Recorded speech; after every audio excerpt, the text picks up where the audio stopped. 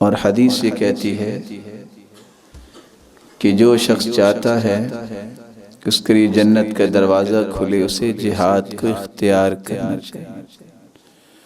اور اللہ عز و جلال نے اپنے پیغمبر کے ذریعے یہ فرمایا تھا، علیکم بالجہاد یذہب اللہ بہ الہم والغم، جہاد کو لازم پکڑیے، اس سے غم اور ہم یعنی فکر دنیا کے دور ہو جائیں گے۔ یہ بات یاد رہنی چاہیے۔ من لم يغزو ولم يحدث به نفسه مات على شعبة من نفاق، جو جہاد کرتا بھی نہیں اور جہاد کی تمنا بھی نہیں کرتا، اسی حالت میں فوت ہو جائے تو یہ منافقت کی موت۔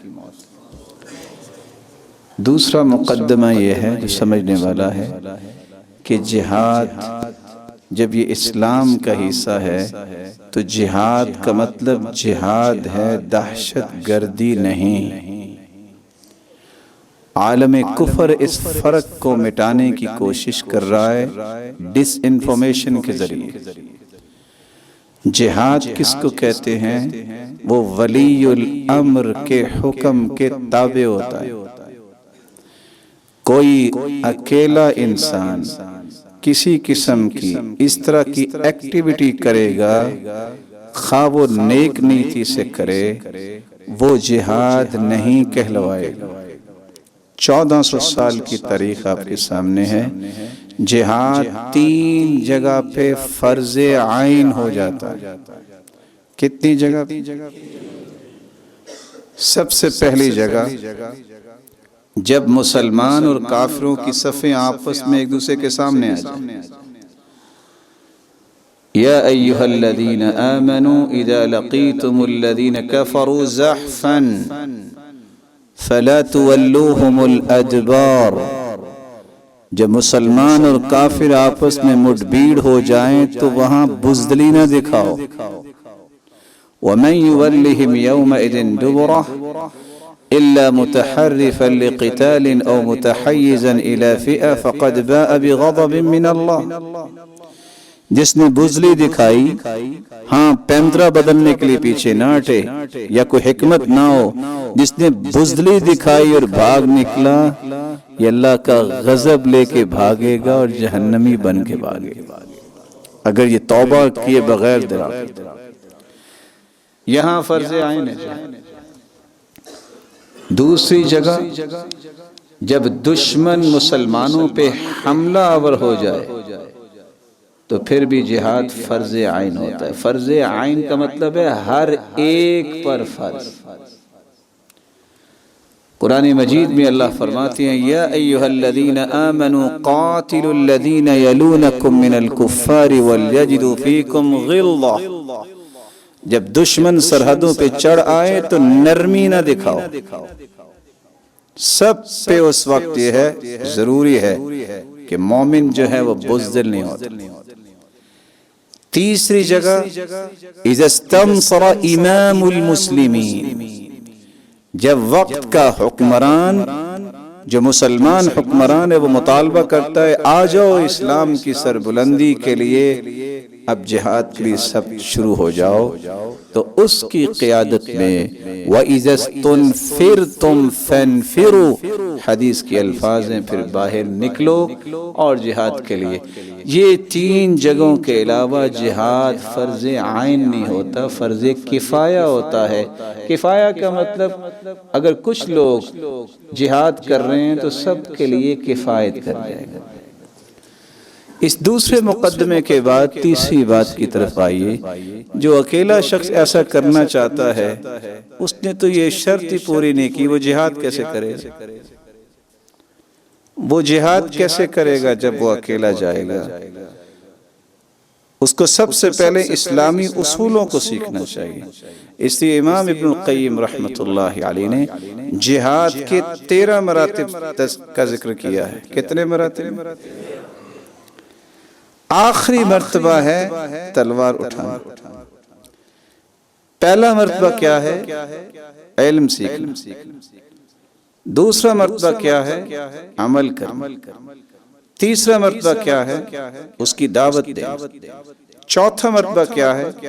دعوت دینے کے درمیان اگر مشقتیں آئیں اسے برداشت کرنا۔ پانچواں مرتبہ کیا ہے؟ دفع الشبہات، شیطان جو شبہات اسلام کے بارے میں ڈالتا ہے وہ شبہات کو دل سے نکال پھینکنا۔ چھٹا مرتبہ کیا ہے؟ شیطان جو خواہشات دل میں پیدا کرتا ہے اس کو توڑ پھینکنا۔ ساتواں اور آٹھواں اور نوواں درجہ کیا ہے؟ اللہ کے رسول نے فرمایا مال سے بھی جہاد کرو، زبان سے بھی جہاد کرو اور ہاتھ سے بھی جہاد کرو۔ اللہ کے رسول صلی اللہ علیہ وسلم نے 13 کے 13 درجوں کا جہاد کیا ہے۔ پہلے یہ تو سیکھا جائے کہ جہاد کرتے کیسے ہیں، جہاد کے اصول کیا ہیں، جہاد کے ضوابط کیا ہیں۔ جب یہ سیکھ لیا جائے تو پھر اس طرح کی پریشانیاں نہیں ہوتی۔ یہ تو بعد میں بات آتی ہے کہ ہاں اگر اسلامی حکمران جہاد کا اعلان کرتا ہے اور اس کے تحت جہاد قوم کر رہی ہے تو کیا کسی دشمن کے پاس جاتے ہوئے اسے اسلامی شعار کو ختم کرنا چاہیے کہ نہیں کرنا چاہیے؟ اس کا درجہ ہی بات میں ہے۔ امام محمد بن صالح العثیمین جب بیمار ہوئے اور انہیں لے کر گئے ہاسپٹل میں، ڈاکٹرز نے کہا علاج کریں گے لیکن آپ کے بال سر کے اڑ جائیں گے۔ کہتے ہیں حتی اللحیہ، داڑھی کے بھی بال ختم ہو جائیں گے؟ قال نعم، جی ہاں۔ کہتے ہیں ارجعونی انی لا اريد ان القى اللہ بدون لحیہ، مجھے واپس لوٹا دو میرے گھر میں بغیر داڑھی کے، اپنے رب کو ملنا نہیں چاہتا۔ جہاد عظیم کام ہے، ضابطے اور اصول جب تک انسان کو سمجھ نہیں آئیں گے سوائے پریشانیوں کی اور کچھ بھی ہاتھ نہیں آتا۔ رب تعالیٰ مسلمانوں کو علم کی دولت دے اور پھر جہاد کے لیے مضبوط فرمائے۔ اور یہ وہ وقت ہے کہ جس کے لیے ایک مسلمان کو تیار رہنا چاہیے کہ جب بھی ایسا موقع بنتا ہے تو مسلمان کو بزدلی نہیں دکھانی چاہیے، لیکن کب؟ علم کی روشنی میں، اصول و ضوابط کی روشنی میں۔ یہی چیز ہے، دہشت گردی اور جہاد میں فرق ہے۔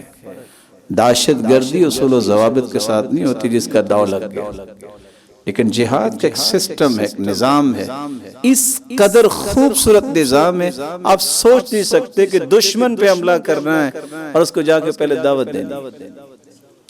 مان گئے مسلمان ہو گئے، لڑائی کی ضرورت ہی نہیں۔ پھر کہو جزیہ دو، نہیں جزیہ دیتے پھر لڑائی کرنی ہے، لڑائی بھی شروع ہو جائے، بوڑھوں اور بچوں اور عورتوں کو نہ مارو۔ اس سے بھی کوئی عظیم دین ہو سکتا ہے؟ اللہ ذوالجلال مسلمانوں کو ہمت توفیق دے اور مسلمان حکمرانوں کو قوت نصیب فرمائے کہ وہ اپنے آپ کو پہچانے کہ ہم مسلمان ہیں، مسلمان بزدل نہیں ہوتا، اور یہ قرآن کی آیت پہ یقین بنائیں ان الباطل کان زہوقا، باطل زہوق ہوتا ہے، بساکیوں پہ کھڑا ہے، اس کے اندر طاقت نہیں ہوتی۔ اور راز کی بات قرآن نے بتائی ہے، لا یقاتلونکم جمیعا الا فی قرى محصنہ او من وراء جدور، کبھی کافر تمہارا سامنا نہیں کر سکتا، اس کے پاس دو ہی راستے ہیں، یا قلعے میں بند ہو کے لڑائی کرے گا تم سے، یا دیواریں بنا کے، سامنے جب آئے گا مٹ جائے گا۔ اس لیے افغانستان میں دیکھیے دیواریں غیروں کی بنا کے آیا، عراق میں دیکھیے دیواریں بنا کے آیا، سامنے نہیں آ سکتا کافر۔ یہ جذبہ جب تک آپ کے اندر نہیں ہے اس وقت تک کامیابی نہیں ہے کہ مسلمان جو ہے کبھی شکست نہیں کھائے گا کہ اس کا ایمان اللہ پہ۔ اور اگر آپ یہ کہو کہ مسلمانوں کے پاس یہ ٹیکنالوجی نہیں تو 2 رکعتیں پڑھ کے توبہ کرو۔ جتنی ٹیکنالوجی مسلمانوں کے پاس ہے اتنی ٹیکنالوجی کسی کے پاس ہے ہی نہیں، کیونکہ اس کے پاس ایمان کی ٹیکنالوجی ہے، اس کے پاس اللہ پہ اعتماد اور توکل کی ٹیکنالوجی۔ اور اگر آپ کفر کی ٹیکنالوجی سے متاثر ہوئے ہیں، یہ ان سین غیر مری چیز کرونا، کہاں ٹیکنالوجی؟ سبق دیا رب نے کہ نہیں؟ کہاں ٹیکنالوجی؟ کوئی ریکگنائز بھی نہیں کر سکا آج تک یہ ٹیکنالوجی کرنے والا کہ کرونا ہے کیا۔ قوت تھی، مسلمانوں کے پاس تو ایمان کی قوت تھی۔ اور یاد رکھیے گا اپنے اس چھوٹے بھائی کی بات کو، ایمانی ٹیکنالوجی نہیں ہے، دنیا جہان کی ٹیکنالوجی مل جائے کبھی آپ فتح نہیں حاصل کر سکتے۔ صحابہ کے پاس کیا تھا؟ کسی کے پاس تیر ہے، کسی کے پاس تلوار ہے، خالی ہاتھ 313 ادھر 1000 جو ہے وہ کڑیل جوان لے کے آئے، اور کس طرح مغریات لے کے آئے۔ کیا ہوا؟ مار مار کے 13 اور 14 سالہ بچے کی عمر کیا ہوتی ہے؟ ابو جہل کی گردن اتارنے والے کون تھے؟ ان کو مارنے والے کون تھے؟ کس طرح 30,000 مسلمان تھے قبرص کی جنگ میں، اور 3 لاکھ تھے رومی۔ کون جیتا تھا؟ مسلمان۔